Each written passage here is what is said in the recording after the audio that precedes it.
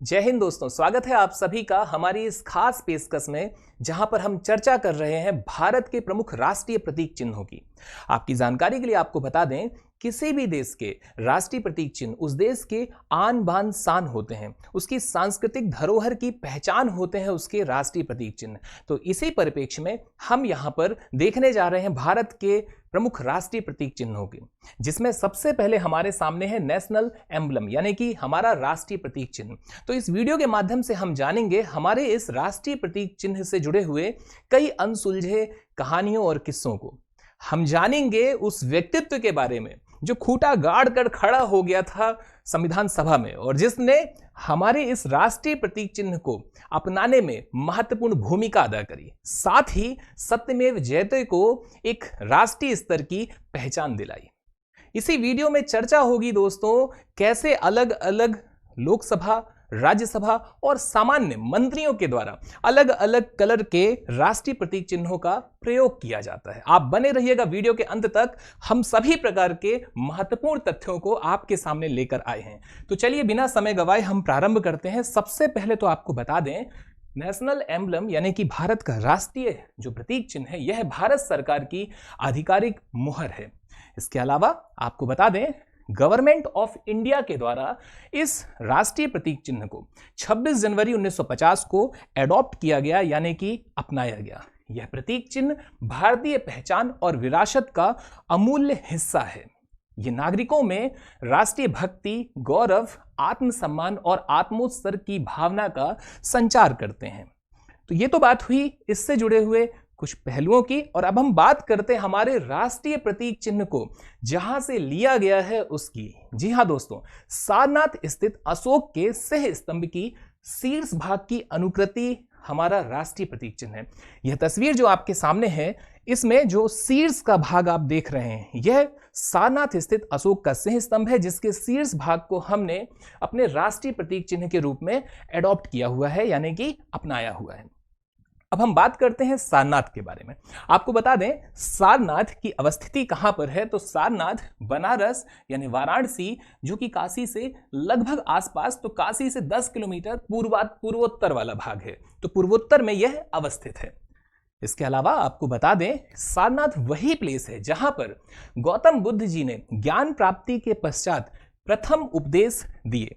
अब देखिए, यहां पर महत्वपूर्ण पॉइंट है, गौतम बुद्ध जी को जो ज्ञान की प्राप्ति है यह होती है बोधगया में, और वो पहली बार अपना उपदेश कहां पर देते हैं, तो वो देते हैं सारनाथ की भूमि पर। आपको बता दें, सारनाथ को धर्म चक्र प्रवर्तन स्थल के रूप में भी जाना जाता है। अब हम बात करते हैं इस सारनाथ में ये जो प्रतीक चिन्ह जहां से हमने लिए हैं उसके निर्माणकर्ता के बारे में। जी हाँ दोस्तों, आपको बता दें, उसके निर्माणकर्ता का नाम आपके सामने है, मौर्य सम्राट अशोक। चंद्रगुप्त मौर्य का वंशज अशोक इसका निर्माण करता होता है। अशोक वही अशोक है जिसने अपनी गद्दी पाने के लिए उत्तराधिकार की लड़ाई में अपने 99 भाइयों को मौत के घाट उतार देता है और फिर गद्दी पर पहुंचता है। कलिंग जैसा एक युद्ध जिसमें लाखों की संख्या में लोग मृत हुए, इसके अलावा लाखों की संख्या में लोग घायल हुए, वही अशोक आगे चल करके हृदय परिवर्तित हो जाने के उपरांत बौद्ध धर्म को अपनाता है। और सामने है आपके यह चित्र, जो कि निर्माण कराया गया किसके द्वारा, सम्राट अशोक के द्वारा। अब हम आगे बात करते हैं कुछ और महत्वपूर्ण पहलुओं की। तो आपको बता दें, ये जो तस्वीर आपके सामने है, इससे भी बहुत सारे प्रश्न बनते हैं, तो इसके हम डिटेल में चलते हैं। आपको बता दें, अशोक स्तंभ के नीचे की ओर एक गोलाकार आधार देखने मिलता है। इस सर्कुलर बेस में आप देखेंगे एक एलिफेंट है, एक हॉर्स है, इसके अलावा एक बुल है, इसके अलावा एक लॉयन है। अब आपको बता दें इससे जुड़े हुए कुछ और महत्वपूर्ण पहलुओं के बारे में। तो आप ये जो जितने भी आपको पशु देखने मिल रहे हैं, इन पशुओं के बीचों बीच में जब आप देखते हैं दोस्तों, बीच में, एकदम बीच में आप देखेंगे, तो ये जो पशु हैं आपके, जो कि आधार में कितने थे, 4 थे, उनके बीच में आपको एक धर्म चक्र देखने मिलता है।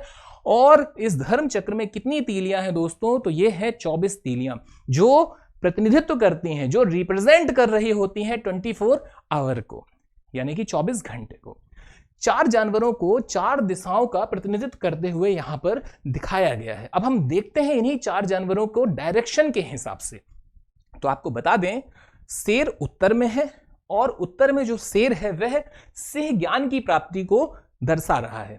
पूर्व की जब हम बात करें तो पूर्व में हाथी है। हाथी रानी माया के सपने को दर्शाता है, जहां एक सफेद हाथी उनके गर्भ में प्रवेश करता है। बात की जाए दक्षिण की तो दक्षिण में एक बैल आपको देखने मिलेगा। बैल वृषभ राशि चक्र के संकेत को दर्शाता है, जिस महीने में बुद्ध का जन्म हुआ था। और एक नजर आता है दौड़ता हुआ घोड़ा। दौड़ता हुआ घोड़ा पश्चिम की डायरेक्शन में आपको देखने मिलता है। आपकी जानकारी के लिए आपको बता दें, घोड़ा कंटक घोड़े का प्रतिनिधित्व करता है, जिसके बारे में कहा जाता है कि बुद्ध ने अपने राजसी जीवन को छोड़ने के लिए इसका इस्तेमाल किया था। तो ये तो बात हुई तमाम उन पशुओं की डिटेल की। अब हम बात करते हैं और भी क्या खास है तो आपके लिए महत्वपूर्ण है। स्तंभ के नीचे की ओर आप देखेंगे देवनागरी लिपि में आपको मिलेगा सत्यमेव जयते। तो आपको बता दें यह बहुत महत्वपूर्ण है, आपके एक प्रश्न के रूप में आपको देखने मिलेगा कि किस लिपि में अंकित है सत्यमेव जयते। तो यह है आपकी कौन सी लिपि? देवनागरी लिपि। इसके अलावा और भी महत्वपूर्ण पहलू है। पहलू आपके सामने है। सत्यमेव जयते का शाब्दिक अर्थ भी पूछा गया है। शाब्दिक अर्थ क्या होता है? तो शाब्दिक अर्थ है आपका सत्य की सदैव ही विजय होती है। और यह क्या है आपका? यह आपका राष्ट्रीय आदर्श वाक्य है। सीधा छपा छपाया क्वेश्चन आपके एग्जाम में आपको देखने मिलेगा कि भारत का राष्ट्रीय आदर्श वाक्य क्या है, तो आपका आंसर होगा सत्यमेव जयते। अगला क्वेश्चन बहुत महत्वपूर्ण है, बहुत महत्वपूर्ण तथ्य। यह सत्यमेव जयते कहां से लिया गया है? तो जब हम ऐतिहासिक पन्नों को उलटते हैं, हम अपने पुराणों में देखते हैं, तो हमें देखने मिलता है एक उपनिषद, मुंडक उपनिषद। जी हां दोस्तों, मुंडकोपनिषद से सत्यमेव जयते को लिया गया है। और हम बात करते हैं उस शख्सियत की, उस व्यक्तित्व की, जिसने इस सत्यमेव जयते को राष्ट्रीय पहचान दिलाने में अहम भूमिका अदा की। जी हां दोस्तों, तस्वीर आपके सामने है और तस्वीरें ही सब कुछ बयां करती हैं। ठीक है, तो यहां हम देखते हैं कि राष्ट्रीय पहचान दिलाने में पंडित मदन मोहन मालवीय जी की अहम भूमिका होती है। बात है 1918 की। 1918 में कांग्रेस के दिल्ली अधिवेशन की अध्यक्षता करते हुए उन्होंने मुंडकोपनिषद के इस सूक्ति वाक्य को राष्ट्र के आदर्श वाक्य के रूप में अपनाए जाने का एक सुझाव दिया था। और आगे चल करके आप देखेंगे कि संविधान सभा के द्वारा इसे अपना लिया जाता है। अब हम बात करते हैं इससे कुछ और जुड़े हुए अनसुलझे पहलुओं की। तो आपको बता दें, आप इसमें देखेंगे आपको सबसे ऊपर देखने मिलता है सिंह। मूल स्तंभ के शीर्ष भाग पर सिंहों की संख्या कितनी है? तो नोट कर लीजिएगा, सिंहों की संख्या कितनी देखने मिल रही है दोस्तों? 4। आधार में आपने पशु देखे 4 और शीर्ष में भी 4।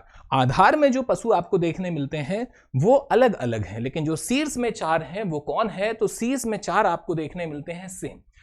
ये एक दूसरे के अपोजिट हैं, यानी कि एक दूसरे की तरफ पीठ करके बैठे हुए हैं। तो जब हम प्रथम दृष्टया देखते हैं तो हमें देखने में लगता है कि भाई 3 ही हैं, लेकिन 3 नहीं है, एक और है जो उसके पीछे है, यानी कि कितने हैं टोटल? 4, जो रिप्रेजेंट कर रहे होते हैं किसका, या किसका सिंबल है, किसका प्रतीक है? तो ये साहस, शौर्य और निर्भीकता का प्रतीक है। इसके अलावा आप देखेंगे, आपको देखने मिलेगा एक साइड में घोड़ा, यानी कि बाईं ओर में आपको चक्र के घोड़ा देखने मिलता है, जो अदम्य शक्ति, परिश्रम और गतिशीलता का प्रतीक है। इसके अलावा आप दाईं साइड में देखते हैं तो आपको चक्र के दाईं साइड पे एक बुल देखने मिलता है, जो कृषि प्रधान अर्थव्यवस्था का प्रतीक है।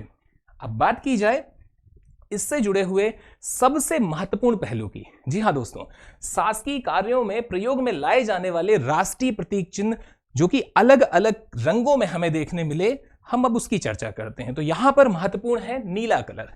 आपकी जानकारी के लिए आपको बता दें, भारत के मंत्रियों के द्वारा, यानी कि इंडियन जो मिनिस्टर्स हैं उनके द्वारा आपको नीला कलर का सत्यमेव जयते ही प्रयोग करते हुए देखने मिलेगा। बात की जाए लाल कलर किसके द्वारा? तो राज्यसभा के सदस्यों और तमाम अधिकारियों के द्वारा लाल कलर प्रयोग किया जाता है। बात की जाए हरे कलर की, तो हरा कलर प्रयोग किया जाता है लोकसभा के सदस्यों के द्वारा। अब देखिए, हम इसे याद रखते हैं। याद रखने के तरीकों की जब हम बात करें तो बहुत आसान है, बहुत आसान है।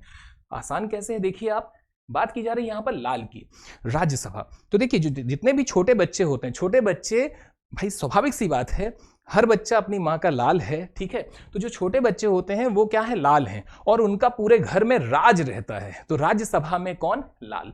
इसके अलावा आप देखते हैं अगला है आपका हरा, लोकसभा।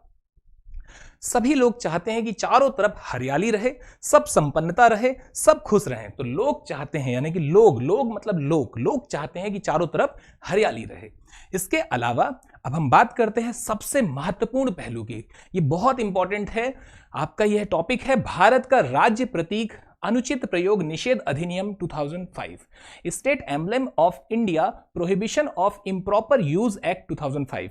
जी हां दोस्तों, यह प्रभावी हुआ 2007 से। 12 सितंबर 2007 वह तिथि है जब यह प्रभावी होता है।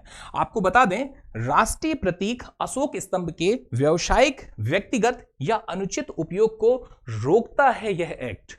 इसके अलावा आपको बता दें, कोई भी व्यक्ति या संस्था बिना केंद्र सरकार की अनुमति के आधिकारिक मुहर, स्टेशनरी या व्यवसाय में इसका उपयोग नहीं कर सकती। और मान लीजिए अगर किसी ने इसका उपयोग किया, अगर कोई भी व्यक्ति इसका उपयोग करता है, तो उसके लिए इस अधिनियम की धारा 7 में दंड का प्रावधान किया गया है। अब दंड क्या है, तो दंड आपके सामने है। प्रतीक के अनुचित उपयोग के लिए या तो 2 साल का कारावास हो सकता है, 2 साल की सजा हो सकती है, या 5,000 रुपए तक का जुर्माना हो सकता है, या कुछ मामलों में दोनों भी हो सकते हैं। और अब हम बात करते हैं एक बहुत महत्वपूर्ण पहलू की, आर्टिकल 51A की। जी हां दोस्तों, हमारा संविधान जो है उसके अनुच्छेद 51A में वर्णित किया गया है। हमारे संविधान का अनुच्छेद 51A कहता है कि सभी नागरिकों का यह कर्तव्य है कि वो संविधान का पालन करें, उसके आदर्शों, संस्थाओं, राष्ट्रीय ध्वज और राष्ट्रगान का आदर करें। तो यहां पर दोस्तों आपके ये राष्ट्रीय प्रतीक से जुड़ा हुआ तमाम जितने मुद्दे हैं, जो भी परीक्षा के लिहाज से महत्वपूर्ण है, वो कंप्लीट होते हैं। आज आपसे हम विदा लेते हैं, मुलाकात होगी हमारी राष्ट्रीय ध्वज के साथ। धन्यवाद, जय हिंद, जय भारत।